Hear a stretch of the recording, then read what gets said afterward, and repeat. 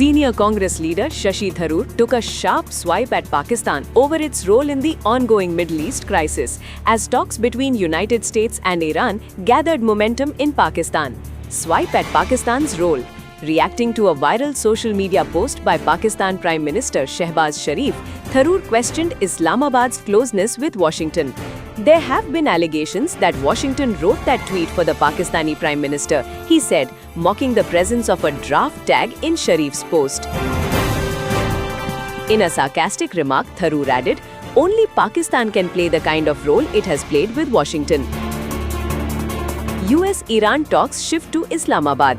The comments come as delegations from the United States and Iran arrived in Islamabad for crucial negotiations amidst escalating tensions in the region. The diplomatic engagement has placed Pakistan at the center of global attention, particularly across regions like the US, UK, Europe, and the wider Middle East, as efforts intensify to prevent further conflict. India's position.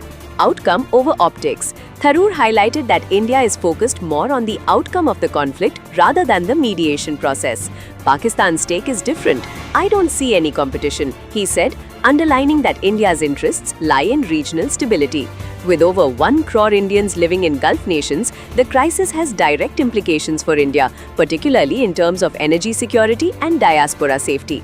A responsible stakeholder.